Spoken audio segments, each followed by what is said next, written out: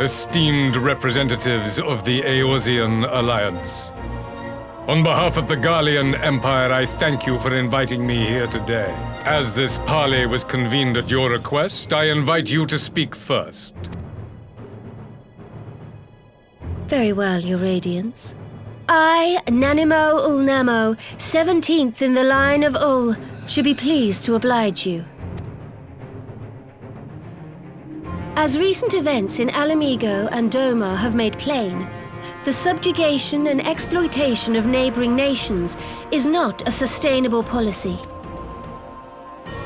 Should this day end in war, you may very well defeat us, but you will never extinguish the people's desire for freedom. Though it may not be in our lifetime, there will be another revolution, another war, and the cycle will continue. Doma has entered into a concord with the nations of Eorzea, a partnership wherein we recognize one another as equals. Garlemald could be afforded similar treatment. You need only set aside your ambitions and join us in paving a path towards peace.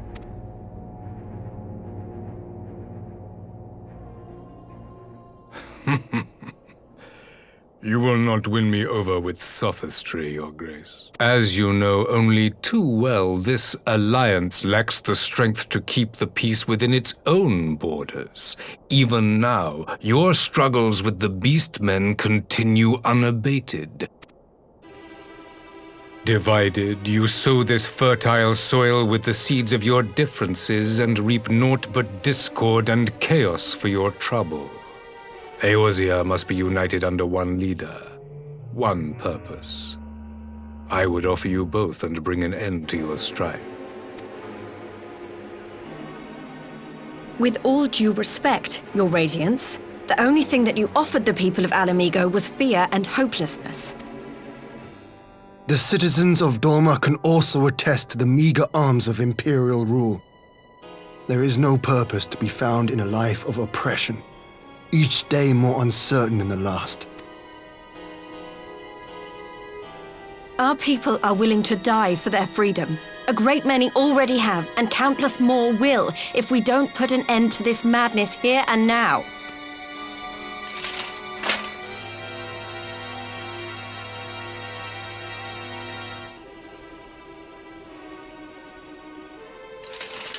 We brought order and stability to your lives.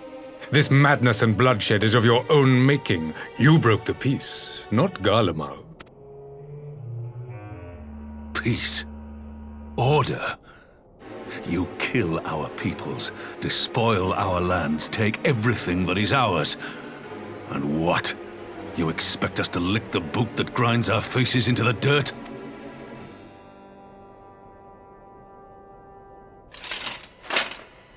I expect you to weigh the costs, to recognize that countless lives have been lost on both sides in pursuit of a greater good, and to not squander all we have achieved in a fit of petulance.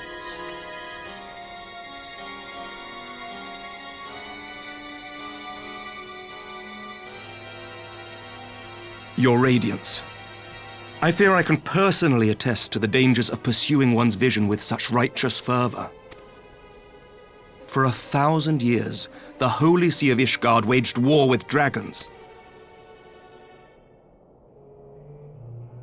1,000 years of sacrifice, of sorrow and hate, in which we bathed in the blood of friend and foe alike.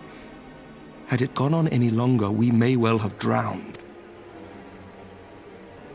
Yet we have chosen to raise ourselves out of this bloody spiral, and have since made peace with our former enemy. So I understand. No doubt the dragons were more receptive to your overtures in the wake of their leader's demise.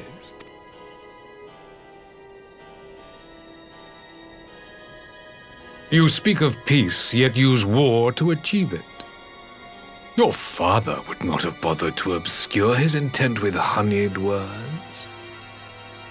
He understood that strength is all that matters in the end.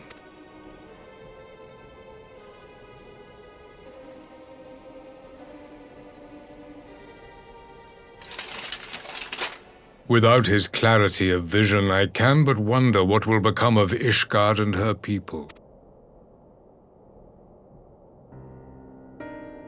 There was a time when Garlemald too lacked a leader of conviction. Weak and unable to wield magic, we were at the mercy of the strong from whom we sought refuge in the bitter cold of the north. Were it not for the discovery of ceruleum and the subsequent development of magitech, we might never have gained the power to take back that which was rightfully ours.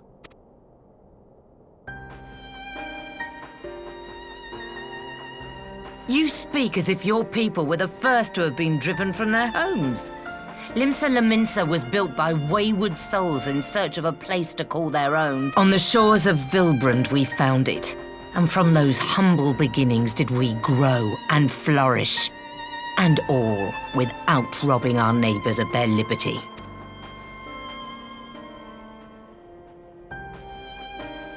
So saith the pirate. Am I to believe that you simply asked the kobolds to yield up their lands and that they were happy to oblige you?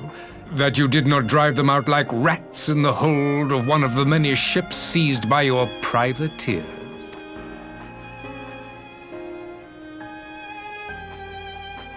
I will concede that after centuries of exile, reclamation may be mistaken for invasion. Nevertheless, it is not. And those who till stolen soil have no right to object when cast out in turn.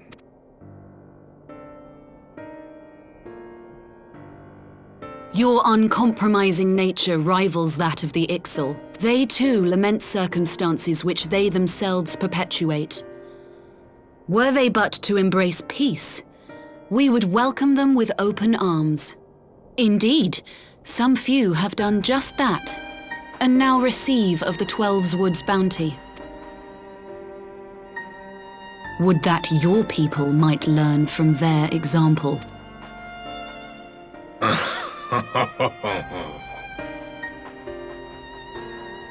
You dare compare us to the Birdmen? You who thought to invoke the 12 and threaten all of creation.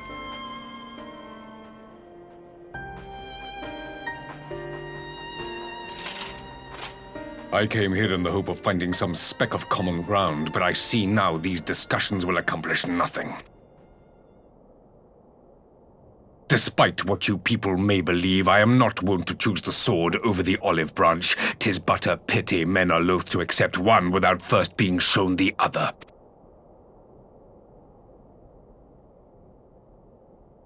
Wait, I beg you. This meeting was supposed to be a chance to find a way forward together, not to bemoan the missteps which brought us here. Please, if you truly consider violence a last resort, there must be a way we can come to an agreement.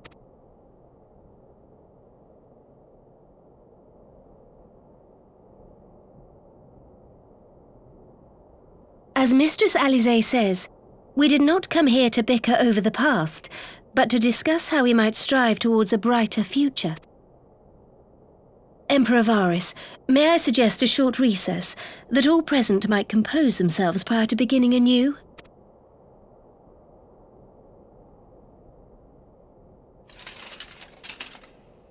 Very well.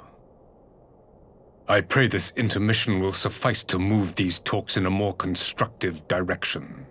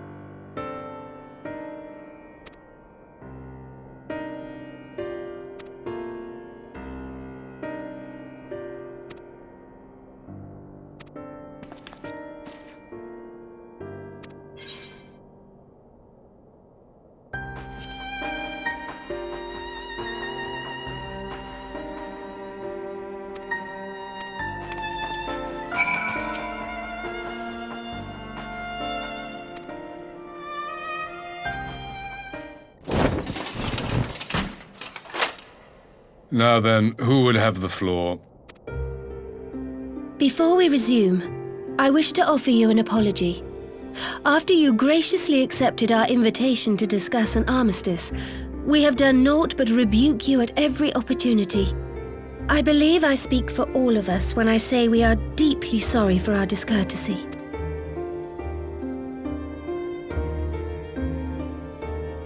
I'll admit your familiarity with our affair surprised me, and served to remind me how little I know of yours. I think all here can understand the desire to reclaim one's homeland. But why expand further? That is my question. If I may, the answer can be found in the Imperial doctrine they took great pains to impart to my people. Recognizing the threat icons posed to the world, Solus Zos Galvus decreed that they were to be eradicated. To this end, he began a campaign to unite all lands under the Garlean banner. Or so we were taught. Yet the Emperor only reached the burn, the Baron said to have been laid waste by icons, after conquering all the lands that lay between. What is more, I am quite certain the practice of summoning was not nearly so widespread in the days before the Empire's founding. When you put it like that, it all starts to sound like an excuse, doesn't it? But to distract from what? Why are you really waging this war?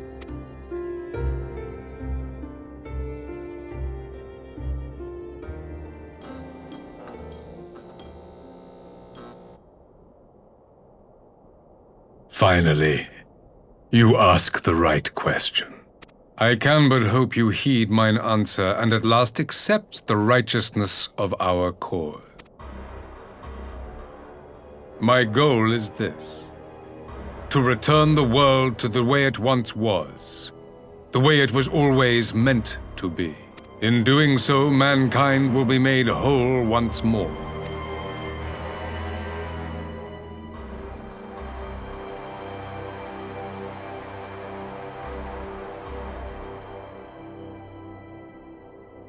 No longer will we suffer from the dissension born of our differences.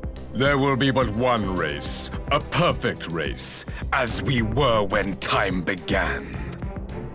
What in Rulga's name are you talking about? I am talking about the origins of this star, of the source and its 13 reflections. At the instant of the great sundering, 'twas not only the world that was shattered, but mankind itself. Thus were we divided into myriad races, each with its own unique imperfections. That is why man looks upon his neighbor and feels fear and hatred, why he wages war, why he kills his brother. You all in your own way have proven as much today. The peace you seek is but a fleeting solution to a fundamental problem. One which calls for more drastic measures. To bring about everlasting peace, our worlds must be rejoined. That is the goal the Empire would see realized. The glorious future unto which we shall one day shepherd mankind. A rejoining of worlds. I have heard this tale of the source and its reflections before. Are these not the selfsame desires as the Ascians? Emperor Varys, do not trust in their words. They will lead you to your doom. My father thought to use them, but in the end he succumbed to their temptations. He embraced summoning like so many other pawns before him. Do not tell us you mean to do the same.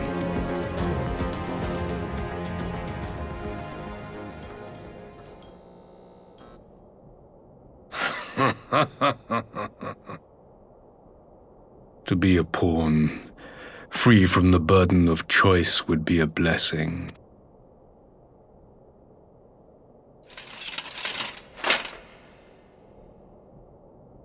But I forswore that privilege the day I learned that the Garlean Empire was built by the hand of an Ascian.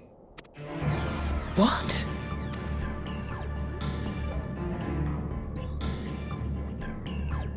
Yes.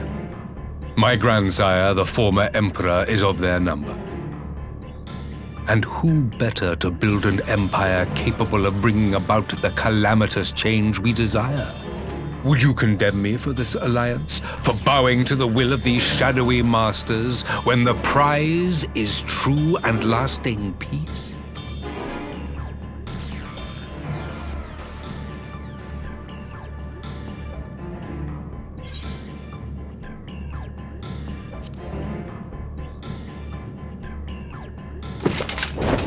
I come not to conquer, but to liberate. To free man from the prison of divergence. Imagine a world united.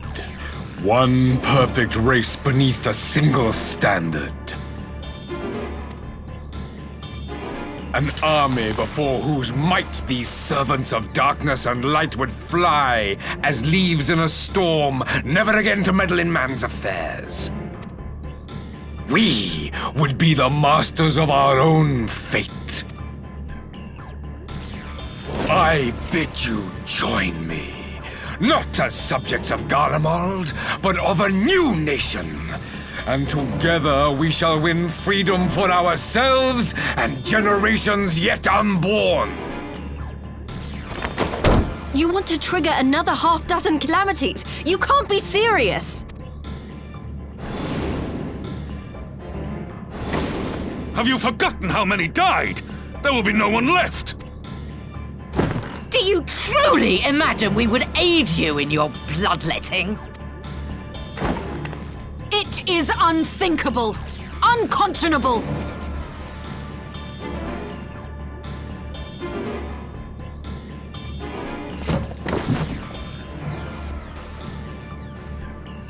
And what is the alternative?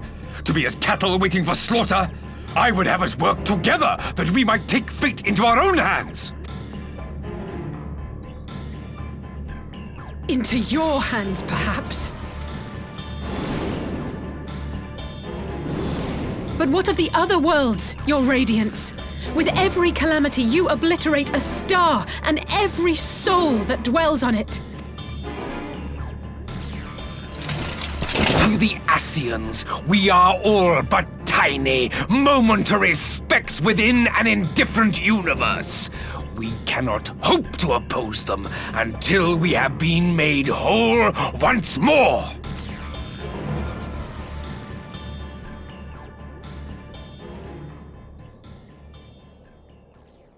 Are these truly the words of Garlemald's ruler?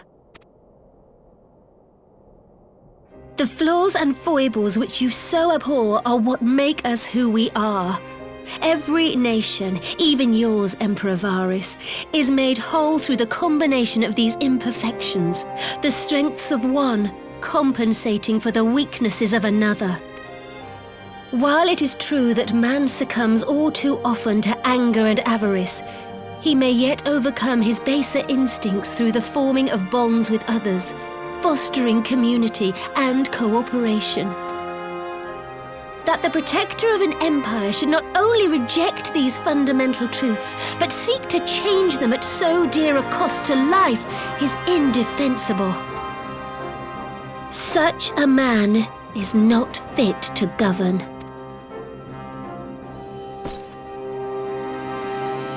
And you, warrior of light, would you refuse me as well?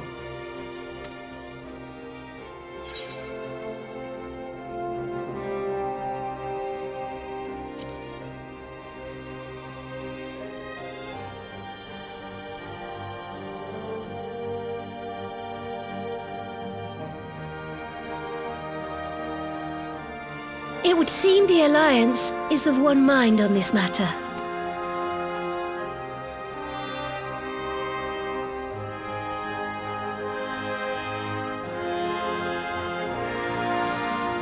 You Eorzeans never cease to disappoint me. Though I suppose I have only myself to blame for expecting more from savages. This discussion is at an end. I bid you make ready for our next meeting. It will not be at the negotiating table.